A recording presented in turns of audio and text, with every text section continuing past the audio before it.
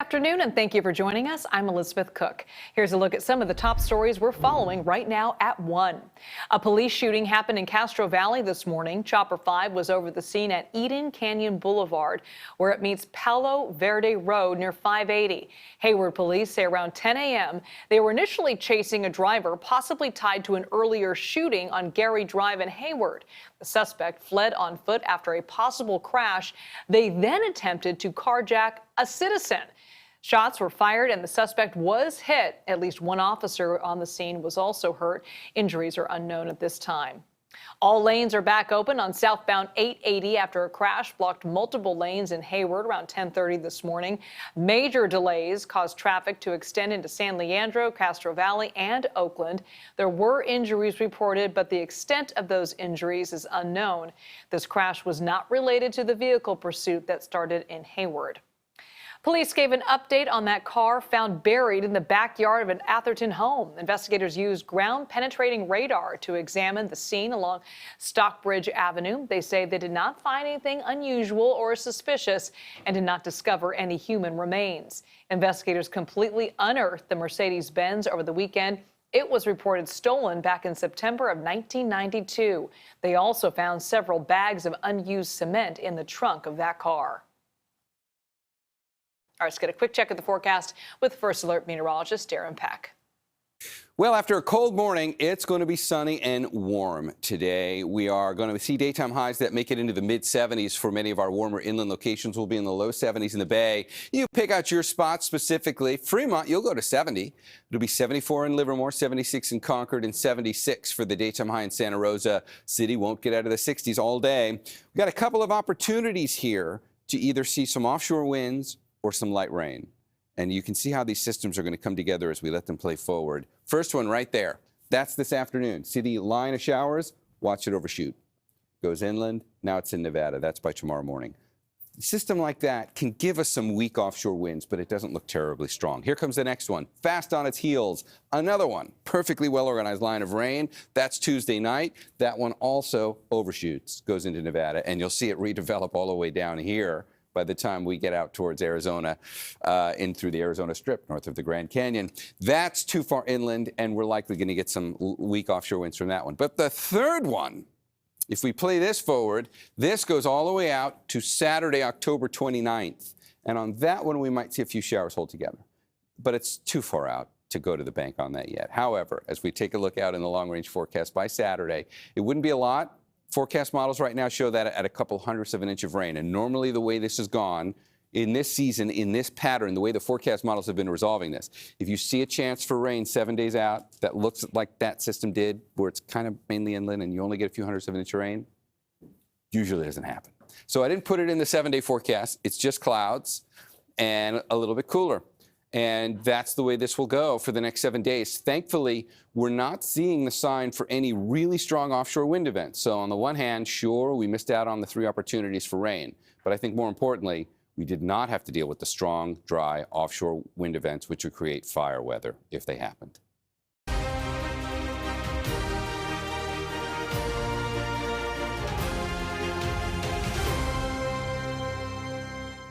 Today is the last day to register to vote or update your voter registration for this election.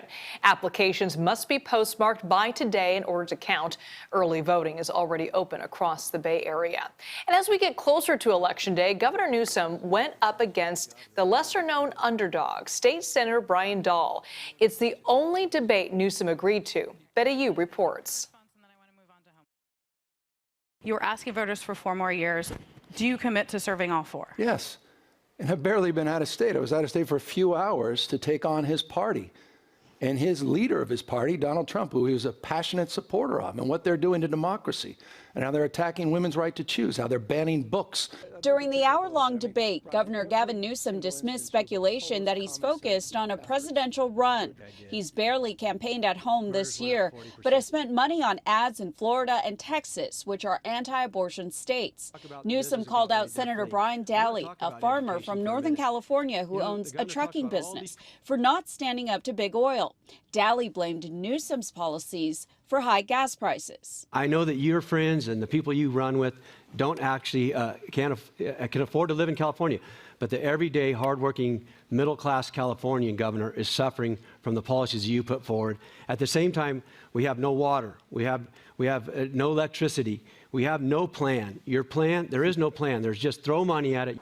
Pre-submitted questions from voters also focused on homelessness. What are your impressions of the streets here in San Francisco, and what would you do beyond declare a state of emergency? I love San Francisco. Used to bring my sons down here before we had our daughter and spend time here, and because there's so much awesome culture, but I don't anymore. San Francisco, I don't feel safe, and I want to help these people get off the streets, and I want to drive crime down in California. Newsom said he was proud of California's economic growth and low employment rate. I'm glad that we are providing some $9.5 billion. No other jurisdiction in American history has ever provided more relief checks. Over $3 billion has already gone out.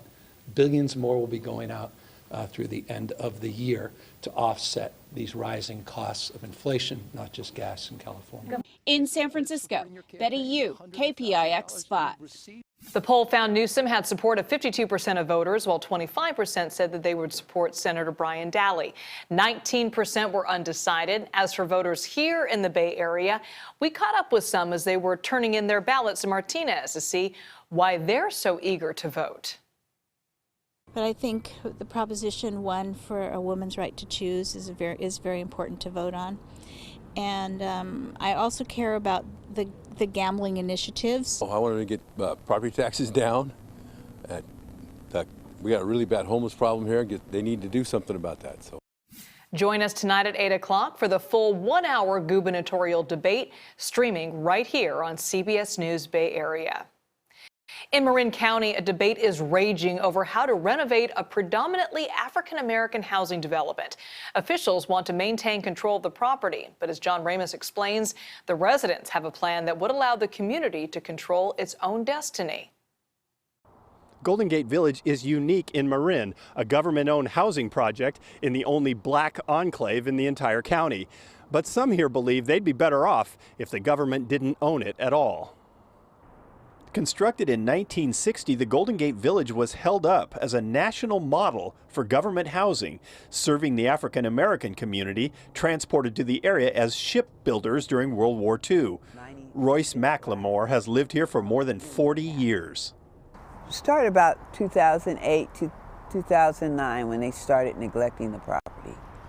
Whether from neglect, as McLemore believes, or just age, the Golden Gate Village housing project has fallen into disrepair and needs a massive renovation that will cost tens of millions of dollars. As president of the complex's resident council, McLemore says the county wants to demolish the old concrete towers and rebuild a housing complex from scratch, which many fear would price black renters out of the area. So the residents came up with a different idea. Our plan is a limited equity housing co-op. Under that model, the village would transfer to a community land trust that would put the residents themselves in control of the property. It would also give renters here something that most never dreamed of, a chance at home ownership. Most of the residents don't have the income for a traditional purchase, but the plan would allow them to invest what they're currently paying for rent, 30% of their income, into an equity share of the property. They would then get the appreciation on whatever their stake was if they should leave. I can't speak and say I've owned a home.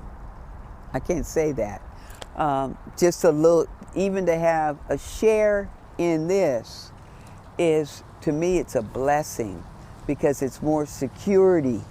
Even though it's someone else's property, McLemore has taken good care of her apartment, and she thinks an ownership stake would encourage others to do the same. When you own something, when it belongs to you, you take better care of it, logically to me. To be honest, everyone, from the government to the residents themselves, have contributed to the condition of the complex. But the hope is that giving people a sense of ownership will also give them a sense of pride. And to be able to live in safe, decent, green, sanitary housing, to be able to bring it back to how it was when the first families moved into this property. In Marin City, John Ramos, KPIX 5. At their November 15th meeting, the Marin County supervisors are expected to decide whether to adopt the residents' renovation plan or that of the Housing Authority. The proud matriarch of an East San Jose family has been living in her home for more than 60 years. She's now almost 100 years old. Devin Feely shows us how some volunteers pitched in to make some much-needed home repairs. For 6 decades and counting, Lupe Tobias filled up her East San Jose home with family and memories, and most importantly, with lots and lots of love. I live in this house for 60 years. But despite the love and care she's shown the family home, over time, a little bit here, a little bit there has fallen into disrepair. A real challenge for the family of the 96-year-old matriarch. She's never wanted to go live with me. She's always wanted to stay in her home. And who really can blame her? This is the home where she lived with her beloved husband, Toby, until his death 16 years ago. It's where she raised her family. And even now, it's where her children and grandchildren and great-great-grandchildren gather for big celebrations. And this is where Jim Cable enters the story. He's the owner of Next Stage Design and Build, a high-end home renovation company that's volunteering their time this weekend to help Lupe and her family. So the opportunity for us to give back to someone who might not normally be able to afford that kind of work, or at least major, basic repairs in their homes, is very satisfying. Jim and his team are making some small but vital repairs, replacing the rotted columns on the front porch, installing a new side garage door, sprucing up the bathroom with a brand new toilet. It's all part of a larger effort to help low-income and often aging homeowners, organized by the nonprofit Rebuilding Together Silicon Valley. The average age of one of our clients is in their 70s, and they've been long-standing homeowners, often just kind of facing a variety of rising costs on a fixed income, and really are having difficulty taking care of their home. On top of everything else, Jim's team added an extra gift, helping to freshen up Lupe's bedroom with some new linens. Lupe's family has always lived frugally, but given generously of themselves to their community, and can't help but feel that some of that generosity, it's finding its way back to them now. It's just beautiful, absolutely beautiful and wonderful that Next Stage and Rebuilding Together is doing this for her. In San Jose, Devin Feely, KPIX 5. Lupe's house is also getting a fresh coat of paint. That's going to happen in a few weeks down the road.